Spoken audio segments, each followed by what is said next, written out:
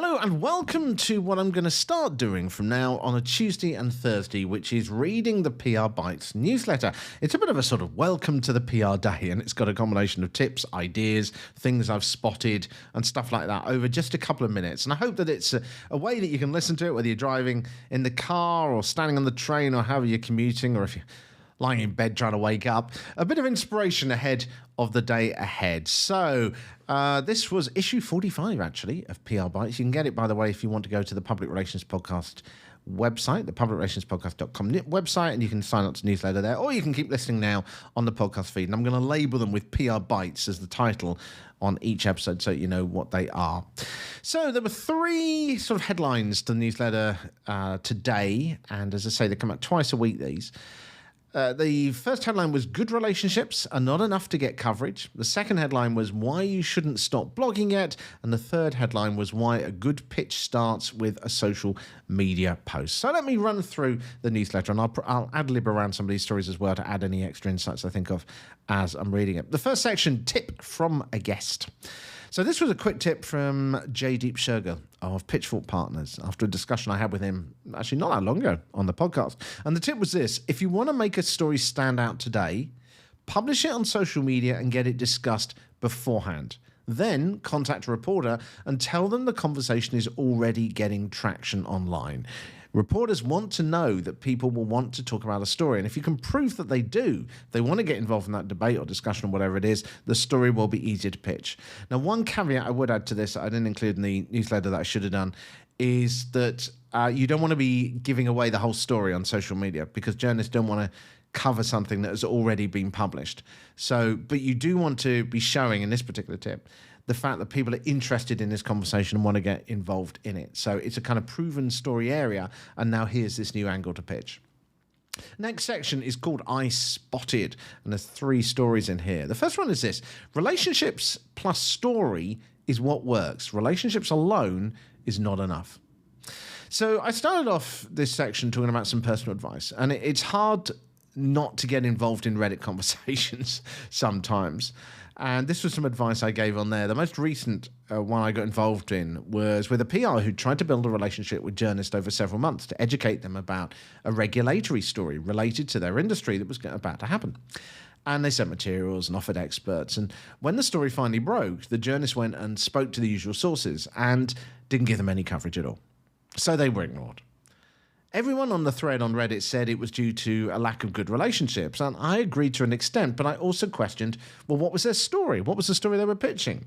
Did they give reporters something unique? Did they offer a counterpoint to what the general consensus was? Was it controversial? Was it something that made them stand out from the established players? Well, they kind of disagreed, feeling it was the relationship that was the problem here and not the story, but I disagree with that. If you're saying the same thing in your pitch, the same story as everyone else, then journalists are going to go with the people they know, and probably their readers or viewers know too, that known quantity. So yes, relationships are 75%, but a relationship plus a good story has a lot better chance than a relationship alone. And everyone has a unique angle. I don't know whether this particular person was thinking, oh, we haven't got... Well, they did actually. They said it in the comment. They said they didn't feel there was any other story to tell. And I disagree. There's always a different story to tell. Always. I mean, even from their brief comments, I could see opportunities. You know, this was a regulatory issue. So immediately that tells me that the story isn't going away. There will be more opportunities in the future to pitch and get known. So now the work has to focus not just on developing relationships, but on showing why you're worth listening to. You know, this particular company was operating, I think it was in Eastern Europe, and this is a regulatory issue going on in the United States, which is not going to make things easy. But, you know, there's still going to be ways to become part of that debate. So you then have to say, okay, well, who can I partner with over there? You know, can you submit ideas to some sort of regulatory report? Regulators often welcome feedback, even if they don't always read it. Welcome feedback submissions. And you can find out, have a look, what the submission process is, or reach out to their office and find out what it is. You can then say in your press release, and this is the crucial bit, that as someone who's contributed to the regulatory authority in the United States on this issue, our CEO says it's adding weight to your pitch. Are there any lobby groups you can connect with? Are they hosting any online events that you can participate in and speak to? You can then mention in your press release on the recent panels with X and Y group who are lobbying for this, as CEO said, and establish yourself again as a major player or contributor to this lobby group. Are there any politicians championing this cause from either side? Google them and take a look. You can help them and then say, we've been working with US politicians on this. Our organization, our company. Politicians are meant to know everything, but they can't. They're human. And a good, trusted report that helps to brief them can often be really welcomed. Can you write an open letter to regulators and sign it? So summing up, the point is, yes, develop relationships, always develop relationships, but also give journalists a good story. Give them a hook as to why they should talk to you. Good relationships give you a good chance. Good relationships plus a good story is what makes the difference. And if you don't know me well, you know that I'm speaking from experience on this as a former editor and broadcaster and journalist. Okay, number 2 in the I Spotted section was blogging is not dead yet. And it was only recently that there were articles coming out saying that content marketing, e.g. like writing blog posts, was a thing of the past. AI was going to scrape the information and not credit you. And indeed, I have to say, I thought this was what was going to happen too. And I'm still suspicious as to where this is all going. But now OpenAI, the people behind ChatGPT, has said they're going to be doing their own search engine to rival Google. Now, the suggestion is that they will be linking to sources rather than scraping them, but we haven't seen it in action yet. So once again, high-quality, original content that can't be found elsewhere, i.e. it's not AI-generated, but real human insight generated, may still be needed. So don't shut your blog down just yet. I'm a little bit suspicious about what's going to happen here because Google's model now, when you look at the search engine results, a lot of the top are all sponsored. And you can't help but feel that with OpenAI not having a lot of money and desperately needing money, that they're going to have to look for more revenue sources soon. So how objective this is going to be, who knows? But anyway, it's going to be interesting to follow. And number 3 in the I Spotted section, and we'll get in a moment to a fictional scenario that you can take part in, and also got a tip on getting clients as well. But let's have a look at this one first, and that's reverse engineering TikTok. And this was another one of those TikTok videos that you just can't help but have a look at and try to reverse engineer. And this month, a Chevrolet car dealership in the United States gained millions of views on TikTok with a parody of the Office TV show. And the girl behind the campaign clearly had a lot of fun playing this sort of ditzy blonde stereotype. And then you've got other members of the staff playing other stereotypes in the office too. And the natural reaction of many people is that this kind of thing looks too hard to make. Indeed, a lot of these kind of parodies are very fake and forced and too well produced. You see when like an office breaks into a musical like Les Miserables and they start. It's just over the top, isn't it? And I think the reason this one works is authenticity. And it's the fun that they're clearly having. So the lead character in this is clearly a fun person normally. You can just feel that from the way she is on camera. And that shines through. This isn't some cold, ruthless CEO pretending to be a nice person for this video. You can tell this person is genuine. It's filmed on a single camera as well. A mobile phone would do. And it's got other members of staff who are acting as characters, enhanced versions of themselves. So it's not mocking the company or the brand, as it's disassociating, in that sense, with humor. And it's also clear that it's made by people who get the Office format. The pacing and the edits come across as them simply acting out characters from the show. They're channeling it. They're not reading a script or trying to push it too hard. They're kind of playing out what X or Y would do. And then it's a question, of course, of could you do this? It's only 60 seconds to videos or so. So it's not a lot to edit. So how could you maybe go about recreating this kind of thing? I remember making a promotional video for an organization many years ago at an event. And someone afterwards said that was very Top Gear.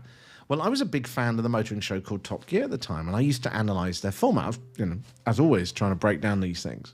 So to make that video, I literally copied the script from one of their popular features into a document, a WordPress document. Word processor document. I then replaced each touch point within that. You could see how it was broken down. And I just replaced it with things that I was expecting to get and see at that event. And then I remade it with the same content order and pacing.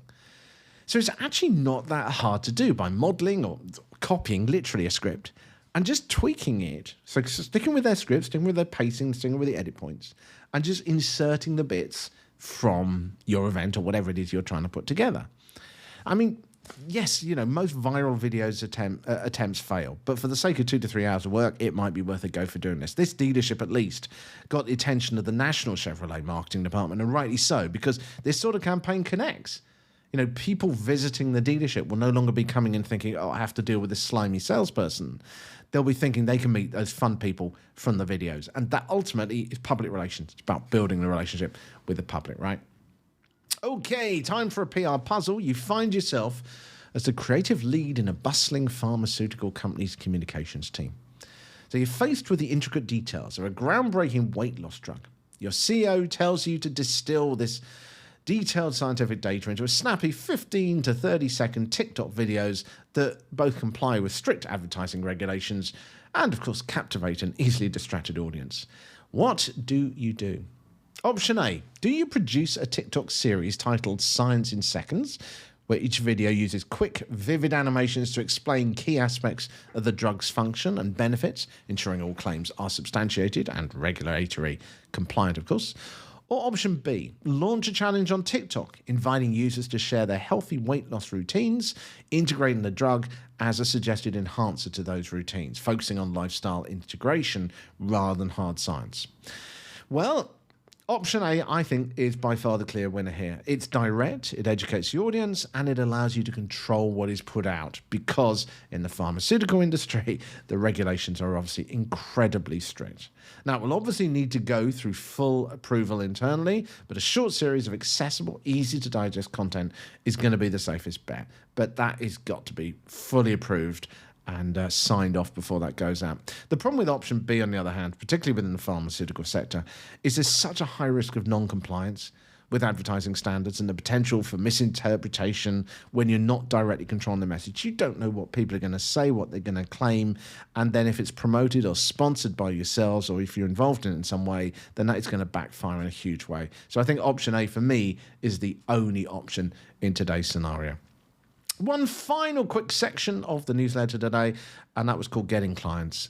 And when I was at that event in Italy recently, I was speaking to a website development company that had a huge number of really big clients. Now, while that might not sound like PR, the way they got those clients was interesting, because they did free work for charities, clubs, and groups, but not just any group. They targeted ones where they knew people involved in those committees or organizations were potential clients for more work. So doing it that way allowed them to connect with these people and to bypass the gatekeepers that are normally there in normal business pitches. They got to know these people, work with them, and then do the far greater work on much, much bigger projects. Well, that's it for today. That's it for the PRBites for Tuesday. There'll be another one on Thursday. As I say, I'm going to title them all with PRBites. So if you don't want to listen to every single one of them, you'll be able to tell from the title in the podcast episode as to what's going on. That's it for today. I hope you are having a great start to your week. And I will be back to you, as I say, on Thursday. Have a good one for now.